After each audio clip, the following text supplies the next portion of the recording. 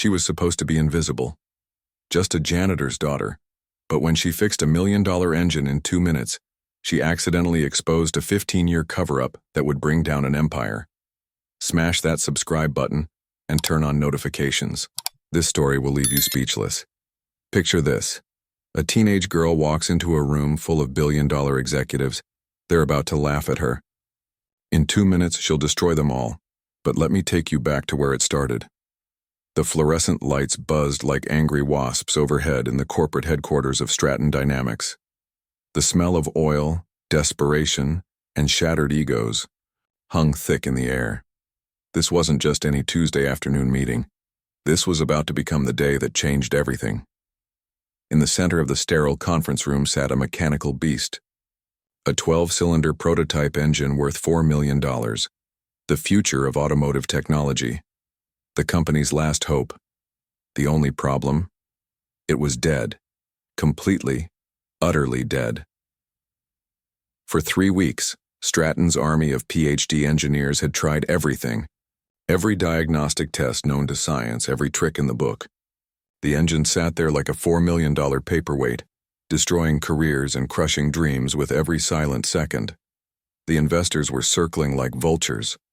The board was asking questions, and everyone in that room knew their jobs were hanging by a thread.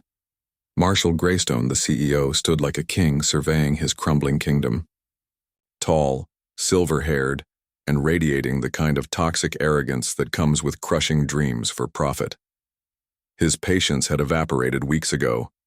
His reputation was bleeding out on the conference room floor.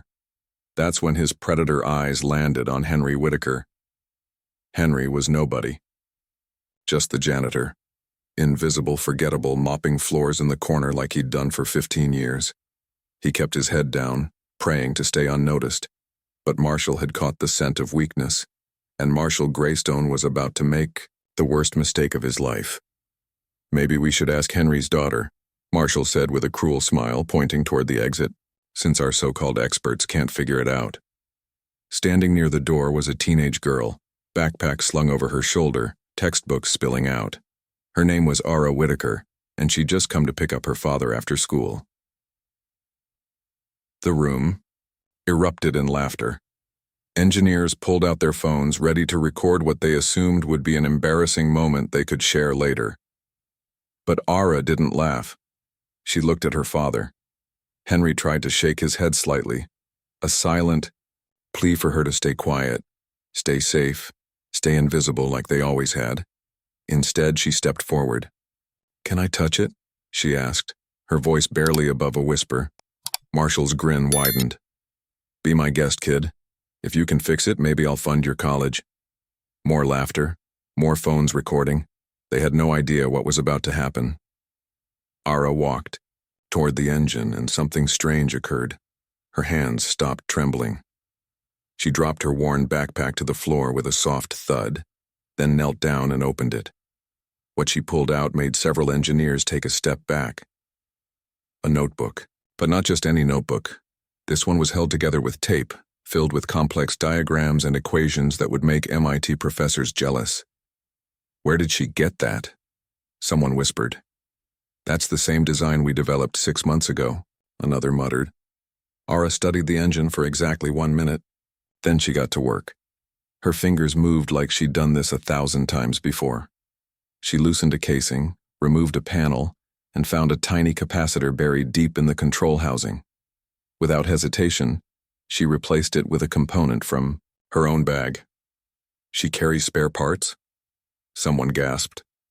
"That's not just some janitor's daughter," another added, eyes narrowing. Ara stepped back, wiping grease from her hands. "Try it now." The lead technician, still smirking, pressed the ignition button. The engine roared to life. Perfect, smooth, flawless. The room fell dead silent. The only sound was the steady hum of the most advanced engine Stratton Dynamics had ever built, now running perfectly after weeks of failure.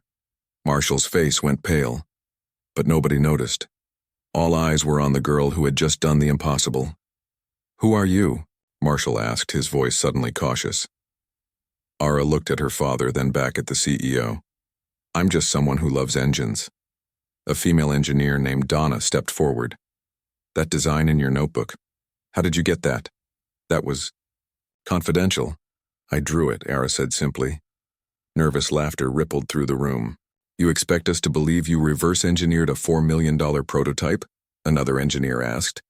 Ara opened her notebook again, showing another page filled with even more complex diagrams. I didn't reverse engineer it. I designed it. This one's better. Marshall snatched the notebook from her hands. Page after page of intricate engineering work. Equations, electrical schematics, fluid dynamics models, all annotated in blue ink with dates going back 3 years. You designed this engine when you were 13? He asked, his voice low and dangerous. I never said I designed that engine, Ara replied calmly. I said I designed mine. Yours copied it. A gasp rippled through the room like a shockwave. Henry stepped forward, placing a protective hand on his daughter's shoulder. We should go. No, Marshall said sharply. You're not leaving. Ara looked him dead in the eye. Are you detaining us? Marshall stepped back, realizing the implication. His ego battled with his survival instincts. Of course not. But we need to talk. Henry's voice trembled with 15 years of suppressed anger. No. You need to listen. Marshall froze. Years ago, Henry began, there was a woman who worked here, a genius. She was my wife, Ara's mother. Her name was Maren Whitaker. Marshall's eyes widened like he'd seen a ghost. She designed the first version of this engine long before your team took credit for it, Henry continued. And when she found out they were stealing her work, she tried to expose them. The room was so quiet you could hear heartbeats. The next week, she disappeared in a lab accident. But I never believed that story. I took the only thing left of her, our daughter, and ran. The engine's hum continued, but everything else was dead silent. Ara stood beside her father, hands balled into fists. Her voice hadn't trembled. Her eyes hadn't flinched. But inside her chest, a storm raged. Anger, fear, and long-buried sorrow, finally cracking through the surface. Marshall stared as if the name Maren Whitaker was a curse he'd hoped never to hear again. It hadn't been spoken in 15 years. Not because she was forgotten, but because everyone had been told to forget. The official story was sealed. The files were classified. The accident had been written off. The body never recovered. But what haunted Marshall more than anything wasn't just that Maren had worked at Stratton Dynamics. It was that she had been better than everyone else there. Smarter, faster, dangerous. Donna stepped closer to Ara. You're her daughter? Ara nodded once. Another voice whispered from the back. I remember her. She taught one of my first training seminars. She could design propulsion systems in her head like she was playing music. Marshall's grip on the notebook tightened. Why come back now? Why expose this here? Ara stepped forward. I never planned to. I didn't even want to be here. You made it a joke. You asked me to fix something your engineers couldn't. So I did. She paused, her voice growing stronger. But now that I'm standing here, I won't walk away from the truth again. You see, I used to think silence protected people. But silence is what let her die. And if there's even one person in this room who remembers her, who wondered what really happened, then I need them to hear it. A senior engineer named Leonard, with gray in his beard and guilt in his eyes, slowly raised his hand. I was here when it happened. I saw the files get pulled. I saw her research rerouted. I never spoke up. And you weren't the only one, Henry said sharply. I cleaned the labs, I heard the whispers, I saw the locked rooms, the engineers who panicked when her name was mentioned. They buried her, but they didn't bury her mind. They didn't bury her blood. They didn't bury this. He motioned toward Ara. Marshall's expression twisted as the walls around him began to crack. Do you think this changes anything? Do you think a name and a few blueprints make you someone important? Ara smiled, but it wasn't the smile of a child seeking approval.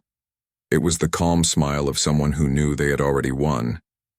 You know what makes someone important? The truth. And right now everyone in this room knows it. Even you. The silence. that followed was different, not stunned, not awkward. It was the silence of awakening. Suddenly, Donna took off her Stratton badge and dropped it onto the floor. Leonard followed, then another, and another. Marshall's eyes darted around, trying to find control again. "This isn't your company anymore," Henry said quietly. It never really was. Marshall laughed bitterly, but it sounded hollow. "Do you think they'll believe you? Do you think any of this will stick?" Ara pulled out her phone and held up a video recording. The entire confrontation from the moment Marshall had mocked her to this very second. Audio, video, confession, she said. It already has. By sunrise the next morning, the clip had gone viral. It started as a whisper on a local tech forum, then exploded across every platform like a digital wildfire. Ara's voice, calm, steady, unbreakable, resonated with millions. Her face, a perfect storm of pain and power, appeared on screens in homes, cafes, offices, and universities. People replayed the moment she said the truth mattered. They replayed the moment Marshall Greystone was exposed. They replayed the silence that followed. By noon, Stratton Dynamics was trending nationwide, not for a new contract or innovation, but for a cover-up 15 years in the making. The world wanted to know who Maren Whitaker was and why no one had heard her name until now. A digital army dug through archives, uncovering old patent filings with her initials, half-redacted memos, and suspicious project closures. Right in the middle of it all stood Ara, no longer just a shadow, no longer just a girl with a backpack. She had become the storm. Inside Stratton headquarters, chaos churned like a machine overheating. Marshall barricaded himself in his top-floor office, flanked by lawyers and PR advisors. They begged him to issue a statement to acknowledge the truth or at least pretend to care. But Marshall refused. Pride was poison, and he had drunk deeply. In the lobby, employees gathered around monitors. Some watched with disbelief, others with hope, a few with shame. Leonard stood quietly at the edge of the crowd, clutching his now useless badge. Donna typed furiously on her laptop, uploading internal files to investigative journalists. Every piece of evidence was another crack in the empire. Henry and Ara sat side by side in the old break room. Neither spoke at first, just the hum of a vending machine and the distant sound of news anchors discussing their lives as if it were a movie. "I never thought it would actually come to this," Henry finally said. "I didn't think it would either," Ara replied. "I just wanted to go home that day. But you know what I realized standing in that room?" Henry looked at her. "I was never just my mother's daughter. I was her voice. And someone had to speak for her." He nodded slowly, emotion rising in his throat. Suddenly, a knock echoed down the hallway, firm, sharp, almost ceremonial. A group of federal agents stepped into the main atrium wearing navy jackets with gold lettering. They didn't say a word to the staff. They went straight to the elevator. No one tried to stop them. The entire company watched in stunned silence as the doors closed behind them, rising to the executive floor. 20 minutes later, Marshall Greystone was led out in handcuffs. The moment his face appeared on every screen across the building, a spontaneous cheer erupted. Some clapped, others cried, but most simply stood in awe. The man who had ruled through silence had been silenced. Outside, cameras flashed as Marshall was placed into a black SUV. Journalists shouted questions, but Ara didn't speak to them. She stood on the front steps with Henry, watching the gates close behind the man who thought he owned everything. "You should say something," Henry whispered. "They're waiting." Ara took a breath and stepped forward to the microphones. "My mother gave her life to build something beautiful," she said, her voice carrying across the courtyard. Others tried to bury it. But truth cannot stay buried forever. It rises, even if it takes years, even if it takes her daughter. In that moment, it wasn't about revenge. It was about something far more powerful: justice. As the weeks passed, Ara stood outside what was once Stratton Dynamics as the world shifted beneath her feet. The sun cast long shadows across the courtyard where employees and reporters had gathered. But even in the chaos, there was a sacred stillness around her. A limousine rolled up to the curb. Its windows were darker than obsidian, and the crowd instinctively parted. The driver opened the rear door, and out stepped a woman in a sleek emerald coat. Her hair was silver, but her posture was iron. It was Olivia Whitaker, Marin's mother, Ara's grandmother, the matriarch who had spent years in silence grieving the loss of a daughter and believing justice would never come. "Ara," she said, her voice trembling. They had never met before. Only letters, only distant memories shared by others. But in that instant, blood recognized blood. "I kept everything," Olivia whispered, tears rising. "Every article, every photograph, every note your mother wrote. I was waiting for this day even if I never believed it would come." Ara took her hand and felt decades of pain flow between their fingers like electricity. For the first time, she wasn't standing alone. She was standing with legacy. Behind them, a man stepped forward. He wore a crisp suit, though his demeanor was humble rather than corporate. He introduced himself as Calvin Rohr, the acting head of the Department of Scientific Ethics, a new division created in the wake of the Stratton scandal. He offered a folder. "What is this?" Ara asked. "Justice," he said, "an opportunity." Inside was a letter signed by multiple senators. It outlined a new initiative, the Whitaker Program, a federal project to fund, support, and protect young inventors from marginalized communities. The establishment of a national research center, the top name on the advisory board, Ara Whitaker. Tears filled her eyes, not because of the offer, but because of what it meant. Her mother's work wouldn't vanish. It wouldn't rot in the hands of thieves. It would rise. That night, Ara stood on a quiet stage inside a small community center. Children sat with wide eyes as she lifted her violin, an instrument she'd played since childhood, one of the few things that connected her to the mother she'd never really known. The lights dimmed and a hush fell. Then came the first note.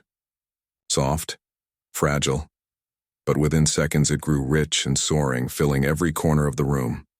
It wasn't just music. It was memory. It was truth.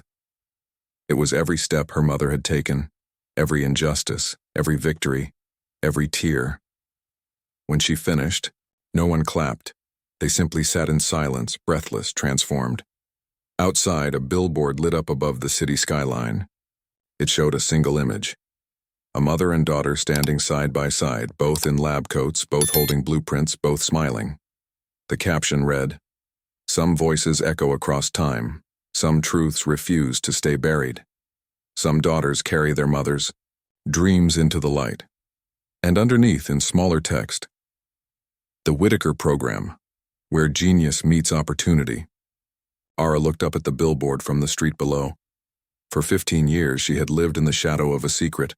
She had carried the weight of her mother's stolen legacy, believing that silence would keep them safe. But silence hadn't protected them. Silence had only allowed injustice to thrive. Now, standing under the glow of her mother's memory, Ara understood something profound. Some stories are too powerful to stay buried. Some truths are too important to whisper. And some daughters are destined not just to remember their mothers, but to become the voice their mothers never got to be. The engine that started it all, her mother's engine, now hummed in a museum of innovation, with a plaque that bore Marin Whitaker's name. But more importantly, it hummed in research labs across the country, where young inventors from every background worked to build tomorrow. Because sometimes the most unbreakable thing isn't a person or a machine or even a dream. Sometimes it's the truth. And the truth, as Ara learned that day in the engine room, doesn't just set you free, it sets everyone free.